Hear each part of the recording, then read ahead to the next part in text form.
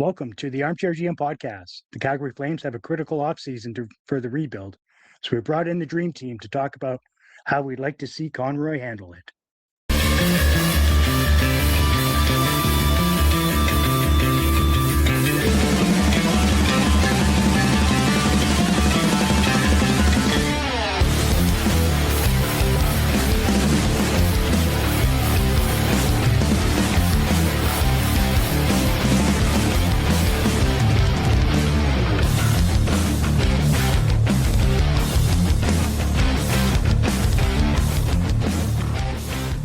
You are watching the Armchair GM podcast.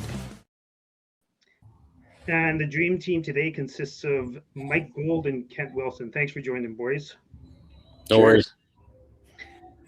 So we saw last night the Edmonton Oilers go down 3-1 in their series versus the Anaheim Ducks on a somewhat controversial goal call. And I just wanted to start out today talking about that a little bit.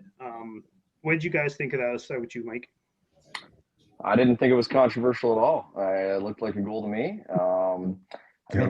I get sort of maybe the absence of conclusive evidence that some people are talking about, but you don't need to necessarily see the whole puck across the goal line to me for it to be conclusive. It seems if you just draw a circle around where we saw that puck, it's beyond the goal line. I didn't mind Jeff Merrick's suggestion of putting in a second line where if the puck touches that, it's a goal.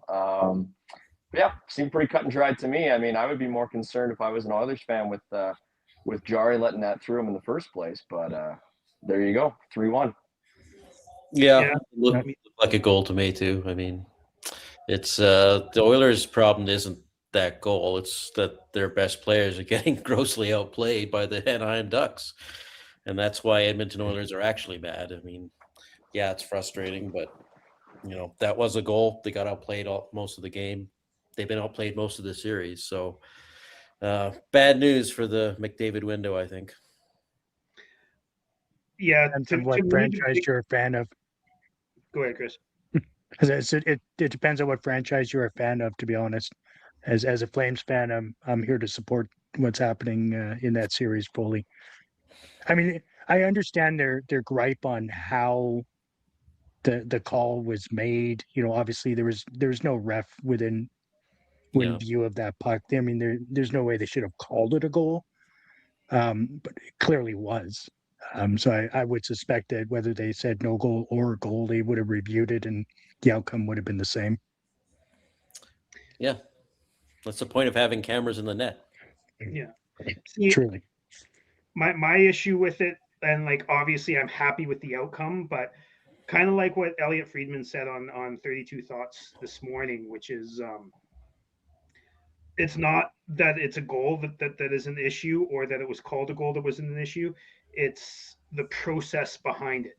And I kind of disagree with you, Chris, on that it would have been the same whether they called it a goal or not, because the reason that they called it a goal was because of the lack of so-called conclusive evidence to overturn the goal. Whereas if they had called no goal on the ice, the lack of conclusive evidence would have sided with it not being a goal, right? I don't believe that to be true. I think there was. I think it was conclusive either way. Yeah. I don't think anybody that knows the shape of a puck knows that puck was across the line. Yeah, I see that. That's what I said, and that's what Elliot said too. But we've seen it so many times that the Situation Room doesn't. They're more like, yeah, that's fair. Yeah. Oh well. How are you guys feeling about the rest of the playoffs? Is there anything, any storylines you're following that you're happy or a little choked about? I think people, and I'm saying this after today's game, but I kind of even felt this way before. I think people are underselling the possibility of Pittsburgh coming back in this series. I think the Flyers are a strange team that won a couple of games in Pittsburgh, but they maybe shouldn't have. And I think Pittsburgh looked better on paper going into that series, and I still think they look better on paper, and they looked good today. And I still think Philadelphia's goaltending is a little suspect. I think, I mean, not to say that Pittsburgh's isn't either, but it's also not the first time we've seen Shilovs in the playoffs. And he did pretty well for Vancouver a couple of years ago, and he's taken over for Skinner here, and he's looked great in these 2 games. And Vladar had a real rough game today. Was not so good. They're even like it's to the point where there are Flyers fans I'm seeing saying that they should put in Sam Ersson, which if you looked at him during the regular season, that's crazy talk. Horrendous. Yeah, but it's a terrible idea. Jeez. And Michkov is scratched, which is a little bit of a weird one.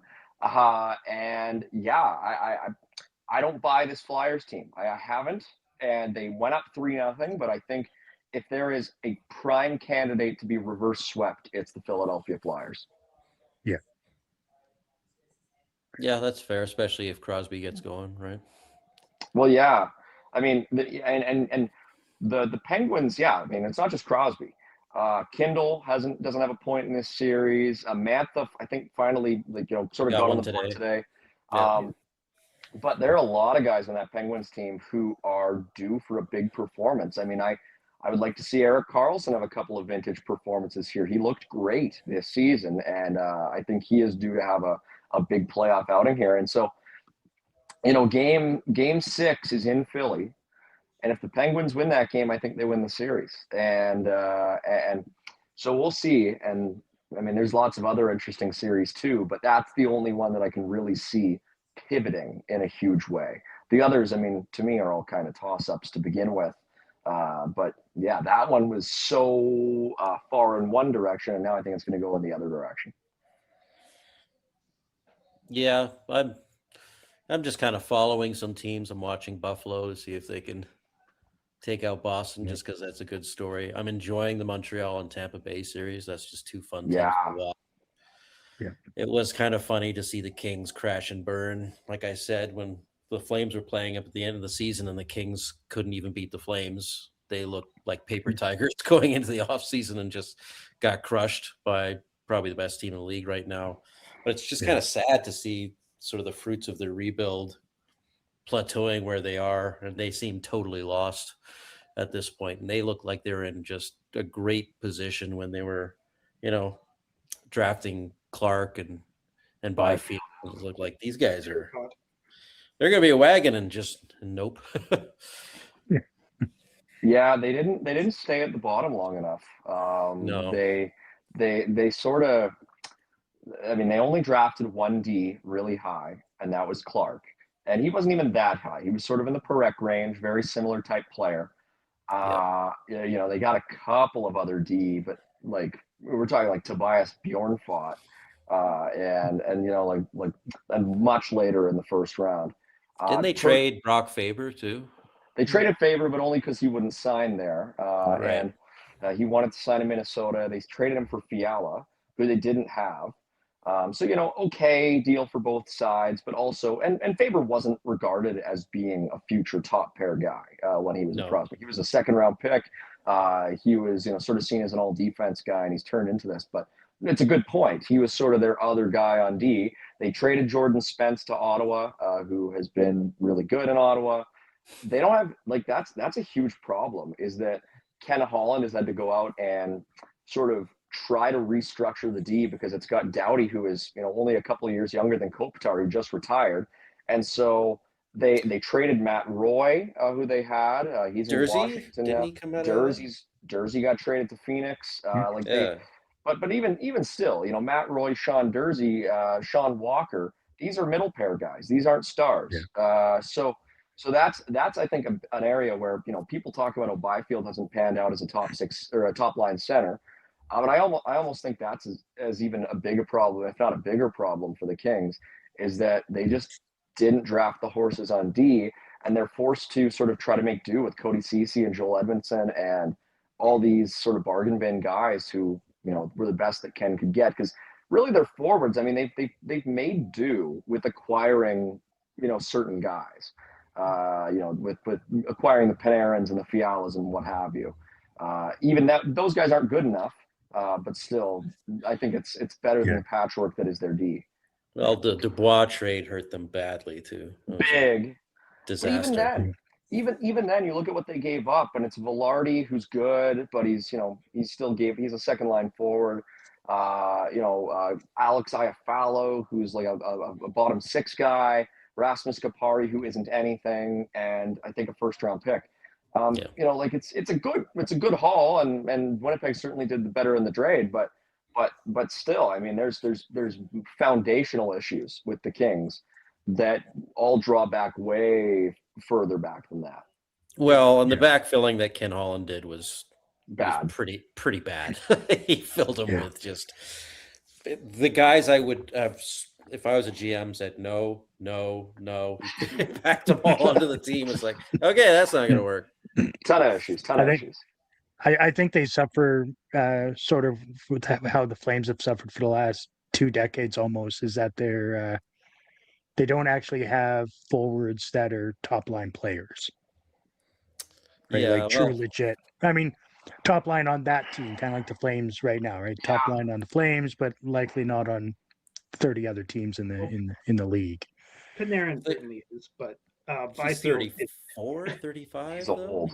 Yeah, Panarin's 34. Doughty's 36. Fiala is probably definitely a guy who can fill in the top line, if not an actual top liner. But I think the backfilling that would have bothered me if I was a fan is what Mike was saying, the CC, Dumoulin, Edmondson, and all those, especially CC and Edmondson, were guys who at the time that they were signed, everyone was like, what are you doing, Holland? And Holland just has this thing for CC. It's like, let's just, no matter where I go, CC's coming. So bad. It makes no sense. Like, it's fine to have one of those guys, but those guys should be your bottom pair guys, and you should have one of them and then have another younger guy or something on your bottom pair, right? It's just too focused on size and so-called defensive structure instead of no offense. Well, the other issue is they didn't do the sell-off, right? They tried to retool. They tried to keep Doughty. They tried to keep Kopitar. They kind of tried to do the middle-of-the-road thing that the Flames are kind of thinking about up until this year. Like, oh, we've got these veterans. Some of them are stars. Let's see if we can sort of rebuild and get some young guys in here and then go for it again. And it's just blown up in their face. And now that Kopitar's gone, I don't know what their plan is. Like, what are you going to do? You're going to trade for Elias Pettersson? What? That's not going to happen. That's not going to happen. Like, that genuinely might be the only thing they can do, because they just signed Adrian Kempe to a contract that I was very critical of them for signing. And Panarin. Well, yeah, but the Kempe deal's worse. Like, the Kempe deal, the guy's 30, and they sign him to the Huberdeau deal. Exactly. And I don't think he has ever been as good as Huberdeau was when he signed that deal. And I mean, I just don't know. Like, if Jonathan Huberdeau was Elias Lindholm, he'd be Adrian Kempe. Like, that's let's just end on that. Well, and so it's not a bad player, but it's just like, oh my goodness, like, you're signing that guy until he's 38 at 10.5, and it's just like, oh my, I just you're don't not know. contenders. What are you doing? Yeah, so I just think that he's a team that is so devoid of a plan. You almost need to double down and say, okay, screw it, we'll get Elias Pettersson and see what we can do, because otherwise, Brad Treliving. Well, I think Brad would be the guy to swoop in and save the day. Pettersson isn't saving that franchise at all. No, he might actually make it worse. They can have Huberdeau if they want. Right. Yeah, it's 100%. Trade for Darnell Nurse. Huberdeau's out there. Come on. Yeah. Holland did that thing that we can blame Vancouver of doing. We've blamed Treliving of doing in the past, where they just misjudged where they are in their competitive cycle and then went all in on that instead of taking a step back and being like, well, maybe this just isn't working and we need to completely fucking redo it. But yeah, let's move on to some Flame stuff. obviously we have a pretty critical offseason coming up for the Calgary Flames. And we've got, no control over the draft lottery, which is coming up next week, which is going to be a lot of fun. Hopefully we can get something going there as far as some lottery balls dropping. But assuming we don't, and we just kind of stick around where we are, do you guys, and like, there's kind of a ledge, in my opinion, after the top 2, maybe 3 guys in the draft. At what point, obviously you always go best player available, but at what point, if there's 5 guys on your ledge that you all think is similar, at what point do you guys not like skip over a couple right-handed D or something to get somebody, like, not reach, but because it's all on the same ledge, maybe not go with that guy because there's other guys who might be on the same ledge at a different position that you want? I will say this. I think all of the consensus thoughts and all of the expert opinions and what have you, I think all of them will go out the window after the first 2 picks. And I think this draft will be a complete shit show. I think it's going to be like, it reminds me a little bit of 2023, where everybody thought Zach Benson was a top 5 pick and he went at 13. And nobody had David Reinbacher going 5. Nobody had Dmitry Simashev going 6. Matvei Michkov went 7. I think it's going to be a complete mess. I think we are going to see certain defensemen go way higher than people think they will. I think Albert Schmitz could be a top 5 pick. I think we are going to see a lot of forwards go lower than people think. I think I've actually gone the other way on the Rucks. I think there's a good chance they fall out of the top 30 entirely. I think there's all sorts of ways it could go. I do think it's going to be a draft where centers are overdrafted, as typically happens.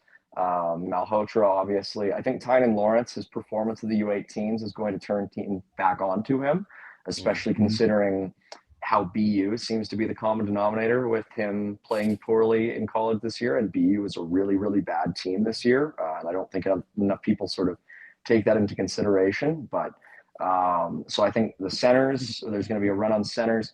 Like, I personally, the way that I view it, I think there is a group of 6 guys at the top.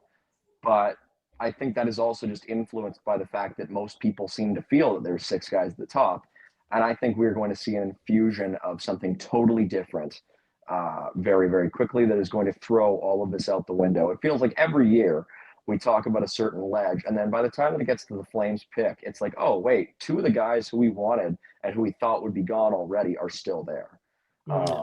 And so that's just how I feel. And I'm excited to see the lottery because I will say I have a long-term fantasy league that I am in, where we did our draft lottery earlier today, and I finished last in the league last year, and so I had the number 1 pick, and the 2 teams in 11th and 12th won the lottery and moved up.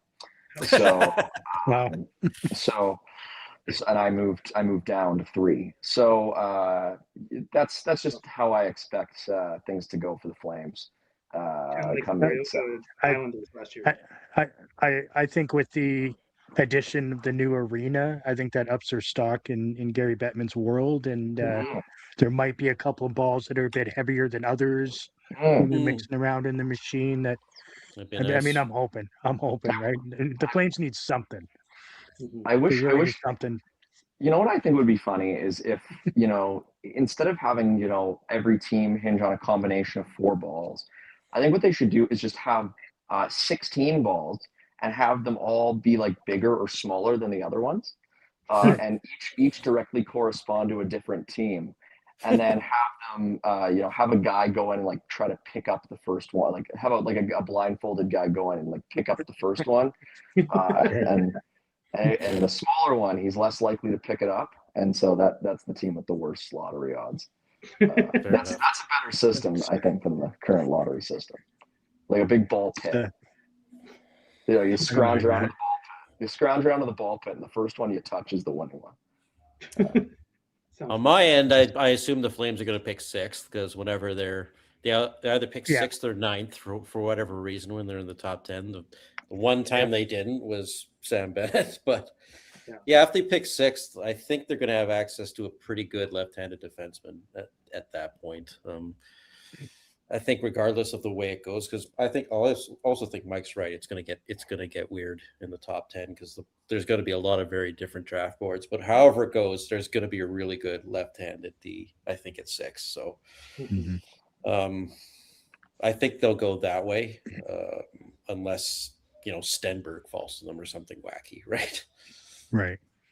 Yeah, I think a lot of what's going to happen during the draft is going to come down to player interviews before the picks and just picking on core values of players and things like that. Because I mean, the top 15 can just intertwine.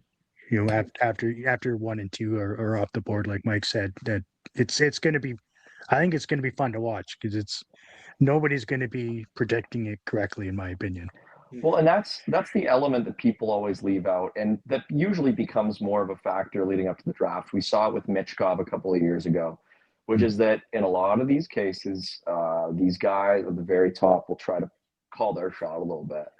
And there will also just be teams that are, once they do speak to these players or once they sort of gather around, they decide that they have a certain guy they're honed in on, or the opposite. They decide that they want no part of a certain player. And I just remember, I mean, how many times have we, sure, but like how many times have we seen, rumors that a player wants nothing to do with a certain team, or that a team wants nothing to do with a certain player. And so that's, I mean, going into the 23 draft, it was the Bedard Mitchkov draft. And this, you could say, is the McKenna Stenberg draft. And in the Bedard Mitchkov draft, Bedard went at 1 and Mitchkov went at 7. And the next year was the Celebrini Demidov draft. A lot of people thought Ivan Demidov was a shoo-in to go number 2, and he goes number 5. He goes 5 to Montreal. And there is something about these wingers that are at the top of the draft. And in both those cases, it was a center at number 1. But in this case, it is 2 wingers at the very top of the draft. And in the case of Ivar Stenberg, who I think is a good prospect, a winger who did not score a goal after the middle of February this season, did not score a single goal in the last 6 weeks of the year. So I just think it's going to be. And he's older, right? He's also one of the oldest players in the entire draft. And so, I think it's going to be way different than people expect it to be. And I'm here for it. I'm here for the chaos because the draft day is always sort of the most fun day on the calendar. I'm hoping that the rumors are true and that eventually they shift it to being the first 2 rounds on day 1. That'd be fun. Right. Yeah. Well, one of the things that'd be a big day. That'd be a long day. That'd be a long day.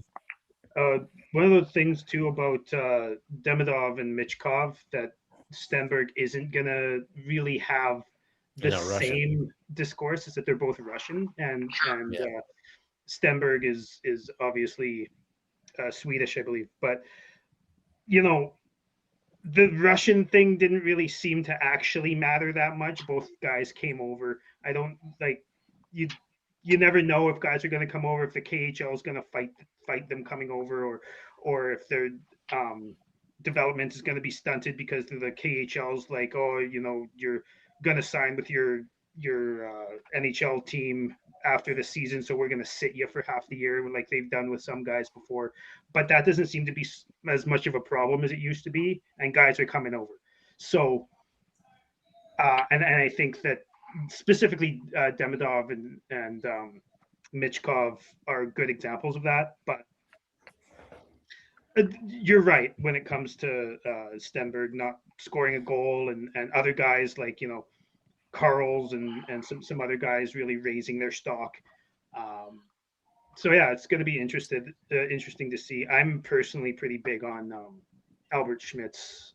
I know a lot of people don't think he might have the offensive upside, but I think from a team fit standpoint and from a just workhorse standpoint, I think that guy could be a really, really good fit for us if we end up in the 6, 7, 8 type of range.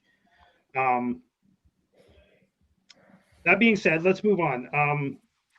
Are there any free agents coming up that you guys have seen that you guys might be interested in bringing in to the Flames? Should we? I know both of you guys, all three of you guys, probably aren't interested in too many unless we move out other guys first. But if we do, is there any free agents coming up that you guys have seen that you'd be at all interested in bringing in?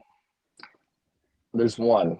And it's funny. It's funny because they just traded Nazem Kadri. And so if they do trade Morgan Frost, which is going to be a big thing at the draft, I'm sure, why not get the guy who Nazem Kadri was traded for once and bring in Alexander Kerfoot on a 1-year deal? That's in my opinion, perfect 1-year depth, flip him for a pick type signing. That's the exact kind of deal that I would hope the Flames make. Coming off an injury-plagued year, plays for Utah, my favorite team, can play any forward position, very Stromish in a certain way, and I think would be exactly the kind of pump and dump type signing. If it comes to be that Morgan Frost is a guy who prices himself out of Calgary. Just guys in that mold. He's got a lot of experience. And also has something to prove coming off of a bit of an injury-riddled year. So that's the only way that I can see it making sense. Because otherwise, they got too many guys, not really looking to be an adder, I would think. Yeah, I'm pretty much of the mind that unless they're trading guys, they shouldn't be really signing anybody. Maybe Lomberg, keep him around as the dressing room guy, but as long as he plays 15, 20 games, right? Yeah, he'll be there if people get injured, right? But otherwise, I'm not even actually thinking about free agents pretty much at all at this point. Go get Jeffrey Viel just to play against the Oilers. Yeah, he's having a good go, isn't he? That was a great trade, honestly. Attaboy, Pat Verbeek. Yeah, Pat Verbeek's done a hell of a job. Yeah. Chris, no free agents, I'm guessing. No, I'm kind of status quo at the moment. Like we're not in a place to start picking up pieces. Sure, if there's somebody you think you can sign to get rid of at the deadline, okay. Yeah. But I mean, at what cost, right? I don't want to bring anybody in that's going to take a potential spot away from a prospect. I'd much rather see prospects get that ice time at the moment. Especially unless they are trading somebody, then. Yeah. This year really is the last sort of transitional year for the Flames before a very strong youth movement begins. I mean, not that it already hasn't already, but they do have a number of guys who are sort of approaching their natural conclusion in Calgary to a certain degree. I mean, they just got Strome, who will be up. Frost is coming up. Farabee and Coleman will be up not too long from now. They have decisions to make on guys like Zary and Pospisil and Sharangovich and a variety of guys throughout the lineup. And at the end of this coming season, they're likely going to sign Potter, Reshny, and Wittenbach. And so all three of them in all likelihood. So this is sort of the last year where you can sort of say, okay, I mean, there's not a ton of guys pushing. I mean, you can say all you want that Suniev is pushing, and he looked fine. He looked good at the end of the year, but still no real reason to rush him. Honzik is coming off an injury. They may not even have him in the NHL to start because he's waivers exempt. So the easiest guy to send down, although he's looked NHL ready at points. And so, if you do move certain guys like Coleman and whatnot, this is maybe the last year where you do have room for guys on 1-year deals. But beyond this, that's when the log jam is really going to begin. Especially if they do draft, if they let's say they do win a lottery, one of the two lotteries, if they add another top forward prospect in this year's draft, then all of a sudden it's looking real jammed. And and you got to remember, I mean, the odds of them winning one of these two lotteries, I mean, what are they like? I think it's like 20%. So it's not the lowest odds. It's possible. So yeah, it's it's a good problem to have, but yeah, I feel like this is sort of the last sort of opportunity to maybe do some pump and dump type deals. Yep. Yeah, Yeah, speaking of I Cleveland, can't argue against that. I mean, there are some players right now that are kind of at the cusp of, are they going to move on to the next level, or are they going to find a new home to maybe figure out their careers? You know, guys like Zari, and guys like, you know what I mean. Like they've had some really good stints, but where are they truly going? Like Zari can't seem to get himself out of the fourth line, whether that's a Huska thing or what. There seems to be a lack of trust there.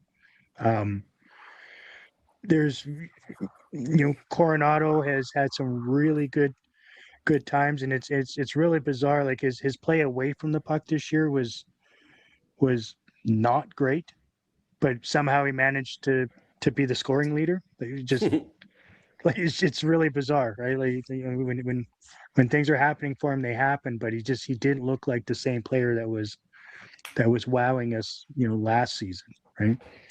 So I'm hoping that it was just a one-off, as they say, the sophomore slump. But Zari is still a concern with me with his injuries, and he seems tentative on the ice in the corners. He's had what, 3 pretty gruesome leg injuries so far in his career. Yeah. Which is not great. It's unfortunate. I've always had a lot of high hope for him. Yeah, sorry. I was going to say, over the next couple of years, the organization is just kind of going to have to pick who its supporting cast is going to be for this next contention cohort. Like, who's going to be the elder statesman out of this? Is Coronado sticking around, but Zary isn't? Is Farabee sticking around, but Frost isn't? Ball's probably sticking around.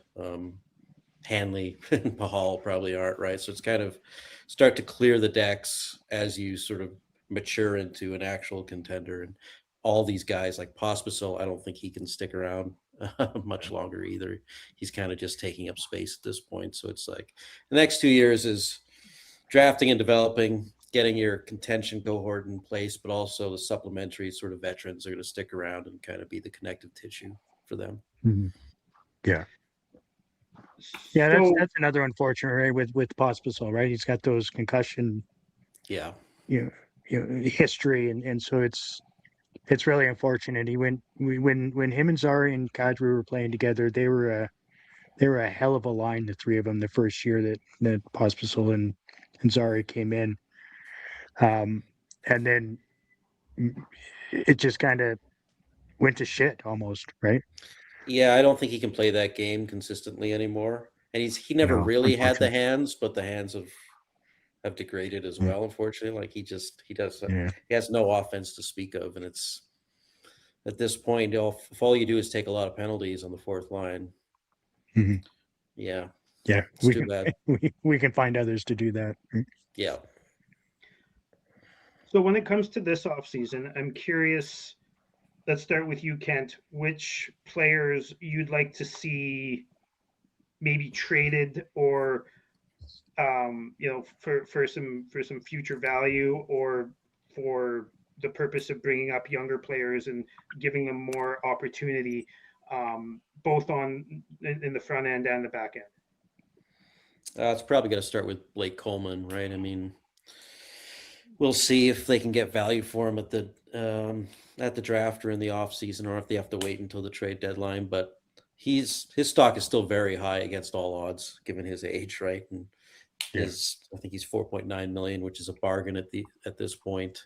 So I'm sure there's going to be a lot of interest in him, even in the offseason. People don't necessarily have to wait to get him at the deadline to clear out draft or budget, right? So, but Mike brought up Frost.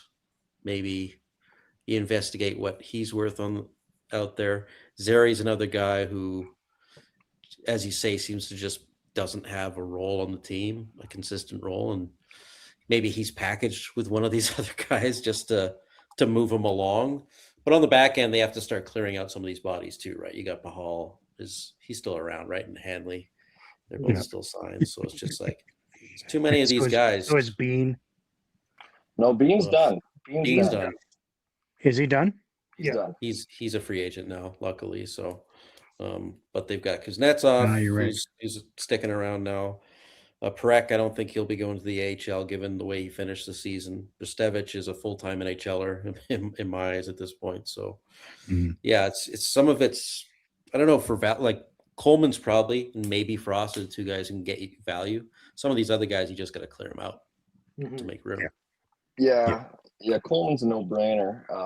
I mean, he scored 20, coming off a 20-goal season. That's just going to be easy money. Teams are looking for Blake Coleman's all day, and you've got guys who can sort of replace him in the aggregate, so to speak. Whether it's on the PK, they've got lots of different guys who can PK. They've got Sam Honzek, who you could maybe throw on Backlund's wing. They've got lots of opportunities to hand out to guys in Blake Coleman's wake. This is funny. My buddy Mike Fail, our friend Mike, or our friend Kent, with a interesting idea in a chat with me the other day. Connor Zary to the Anaheim Ducks for Olin Zellweger. That's maybe see if you can maybe swap him out for a left shot defenseman who I do it. The thing with the Flames is that all their lefties, none of their lefties really have much puck moving ability. So you can maybe get a little bit more dimensionality on that side of the puck. So isn't he from Calgary too? Yep. Yeah. Yep. So that's just an idea. Frost makes a lot of sense if you can get sort of, the thing with Frost is you can maybe send him to a team that wants a little bit more proven commodity in exchange for a more unproven commodity. So that's maybe something that you can pull off. And then beyond that, I think the Flames just need to bide their time. I mean, they have guys who are, who have term. They have sort of a staggered outlook here. They've got Farabee, who's got a year left, or 2 years left. Marty's got 3. Sharon Govich has got 4. Huberto's got 5. So you can go sort of step by step. Each successive year, you've got another guy to sell. But yeah, for now, I mean, I think it's really about those guys and just trying to keep accumulating young assets. Yeah. Anyone that hasn't been mentioned, Chris, that you're thinking of moving on from? I mean, obviously you've got that. At first, I was thinking that there might be a reason to hang on to Coleman just for the locker room and the veteran presence, and trying to teach these young kids how to do it. And they might do that. But then we got Strome, right? And it's like on White Cloud. You know what I mean? And White Cloud. I mean, in my opinion, Coleman will fetch a better return than Strome would, right? Yeah. I mean, I think he'd be an amazing addition to any team trying to make a pitch for the Cup next year. Well, especially a team that goes out early. Like there's going to be so many teams here that go out early that Conroy was making a very good point in his end of season availability, where he said the trade activity isn't that hot right now because the teams no teams are disappointed yet. Nobody's disappointed. Yeah. Exactly. Yeah. And now, I mean, I bet you Ken Holland is upset. I bet you Steve Stais is upset. I mean, in a couple of days, Kyle Dubas and Danny Briere, one of them is going to be upset. Like there are going to be lots of teams that are saying, okay, we're Blake Coleman away from maybe winning that series, not losing that series. So Steve Yzerman should be upset too, by the way. Real upset. Yeah. So that's where I think this market's going to change. I mean, I think of back when Andrew Mangiapane was traded for a second-round pick, and the Washington Capitals, they were looking to make wholesale changes to basically their entire depth contingent. And Mangiapane just so happened to be available. And so he was just, a guy who they were like, okay. And this is another quote that sort of stuck with me. This was from Stais last year, where he was talking about Warren Fogle. He traded for Warren Fogle. And it wasn't even so much that Warren Fogle was having a bad year in LA. But he paid a second to get him. And the comment that he made was that if Fogle was having a good year, I wouldn't have been able to get him. So I might as well pay a second for him now. You know, so who's to say that a GM is not going to say, okay, well, Blake Coleman's available and he's coming off a good year. Well, that's just double trouble, you know. Mhm. So that Fogel quote just still sticks with me. It's like Yeah. if he was having a good year, I wouldn't have been able to trade for him. So I might as well trade for him now that he's having a bad year. Yeah. Yeah. So it's just NHL GMs, man. They're really strange. Yeah, rewinding back a little bit to where you were talking about teams getting eliminated early or whatever, I find teams overreact to physicality, to getting bullied a little bit. And I said this last year and it didn't happen, but I kind of feel like guys like Pospisil and Pahal, even if you're not getting a whole bunch for them, which you won't, those are the types of guys that sometimes get overvalued because they lay big hits. They're shit disturbers. But besides that, one guy I'm kind of surprised now you guys mentioned is Oli Mata, because he's like we pumped the shit out of him. And are we gonna dump him, or is he gonna be a staple on our blue line for a little while? Like, he's left-handed, right? So we could use him, but also that value is higher than it's ever been for that player and higher than it ever will be for that player, I think. Only problem with that is I think teams still know what Oli Mata is. I think and yeah, and I mean, like if he has a great year next year, then maybe it's a little bit different. Like, I mean, it's been a while since he was deployed in the way that Calgary deployed him. If he shows that he's still got that in his tank, then maybe it looks a little different. But still, it is a relatively large pill for a team to swallow. Oli Mata at 3.5 for the next two. Not that teams couldn't. I just think that they would have to make certain concessions to make it work. Whereas if you get a little further down the road here, those retention spots open up for Calgary, and I think you have a real pathway towards making that a legitimate value asset, as opposed to right now where I still think you're playing in the ballpark of distressed asset a little bit. And also, I mean, I don't think it behooves Calgary necessarily to make that move just yet, because if you move Mata, this is a group that, the second most experienced D-man on it is Joel Hanley. It goes White Cloud, then Hanley, and then sort of Yan Kuznetsov. Your left side's Ball, Kuznetsov, and Hanley if Oli Mata leaves, which doesn't matter because they're not going to win, but it's pretty bad. Yeah, I just don't see Conroy handcuffing them like that. Like, I think, I mean, I don't know. I mean, maybe like the only way that I see Mata being traded so soon is if he plays himself into it. If he like completely falls off a cliff, and this turns into a Shane O'Brien type thing. But I think for now they're going to go with what they got, because they are in a relatively nice position where, I mean, I sort of alluded to it earlier. They have sort of a staggered cap sheet. They do have the ability to sort of define the market in a certain respect for a couple more years. They have pieces who are approaching the end of their contracts, and they can sort of say, okay, we have the number one center on the market and we got the number one D on the market. We're going to set the prices. I mean, depending on how they approach it next year, they could have Morgan Frost, who might be one of the top centers on the market, Blake Coleman, who could be one of the top wingers on the market, and Zach Whitecloud, who could be one of the top D on the market, right? So I just don't think they're in a need to necessarily rush to committing to selling everybody right away.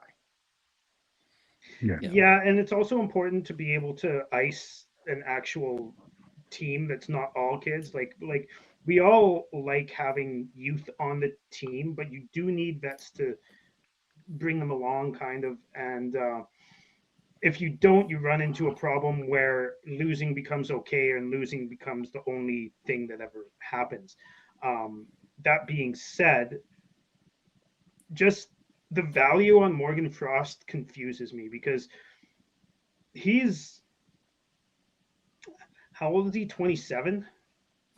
His career high in points was a couple years ago at where are we here? 46 in 2022-23. That's quite a while ago. And other than that, he had 43 this year and 37 last year. Like, is he really that guy? Like, he's our number one center probably right now, other than maybe Backlund, 1A, 1B. But like, is anybody really paying anything significant for this guy until he's, like you said with Mata, until he proves he can put up another 45, 50-point season, which he's done twice. 46 and 43 are his two highest point seasons, being that he's been in the league since 2019. He's a shorter Charlie Coyle. Yeah. Like that's Yeah, he's that's a plug. He's not a plug in the fact that he's bad. He's a plug in the fact that you plug him into a spot that you need. the word that you're searching for is stopgap. Stopgap. Yeah, and no, that, like, I mean, I remember when Charlie Coyle, when Minnesota traded him, I think they got a 6th round pick and Ryan Donato. That was the deal when they traded him to Boston, and then Boston traded him to Colorado last year for maybe like a second, maybe a second. I think more like a third. Well, then Colorado traded him to Columbus. Okay. So he was traded twice, if memory serves. It was Coyle and Miles Wood for Gavin Brandley and a third. Like guys like Frost. I mean, people always talk about centers, right, and how they're valuable commodities, but if they have a certain label on them, I call it the Sam Gagne effect. If they have a certain label of not being able to play, a playoff style necessarily, or not having a certain depth to their game, they can really lose their value quick. And so I don't know. I'm with you. I don't know what his value is on the trade by himself.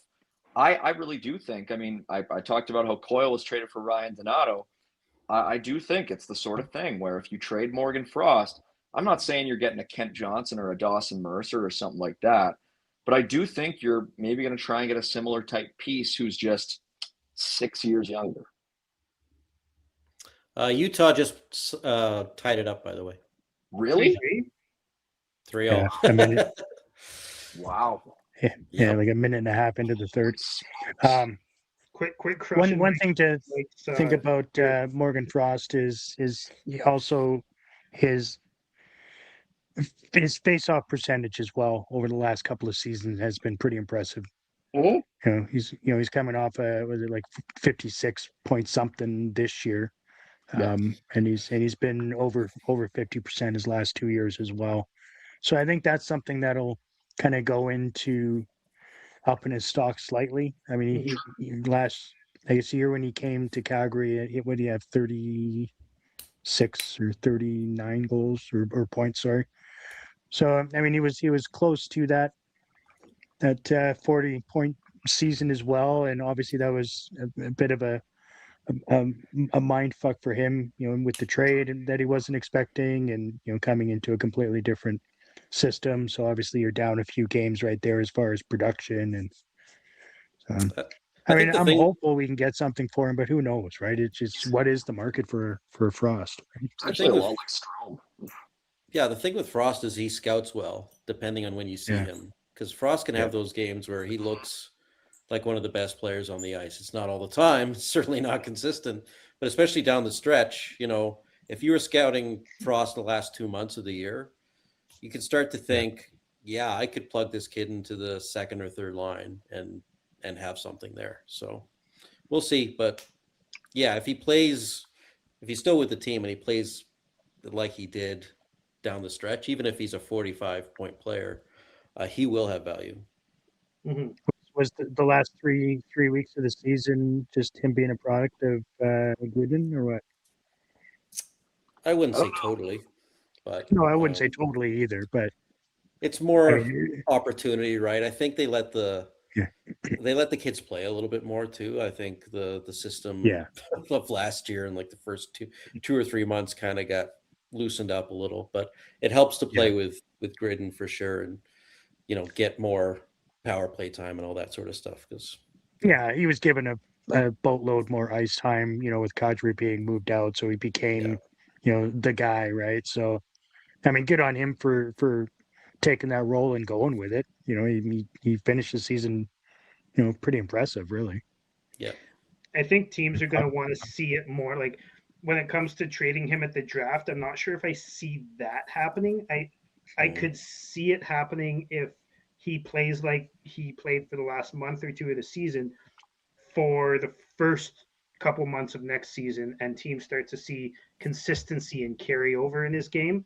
Because, like you said, Kent, consistency has been his biggest knock probably throughout his whole career. And now, he's had 2 really strong months. Maybe if they see it for another couple months, teams will start to be like, okay, maybe at the deadline, maybe before the deadline, we'll try and get this Frost kid out of here. And the other thing to remember too is, Conroy is going to need to have centers in our lineup, and we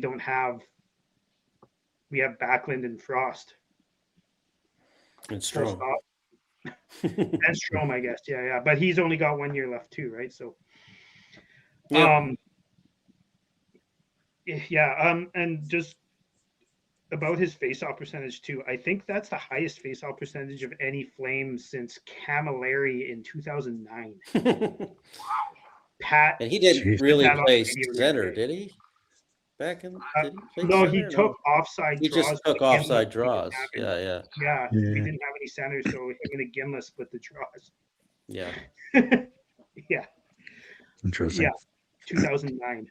I think he said 2009, but that would make sense in that Sounds about right. Camilleri Ginla era.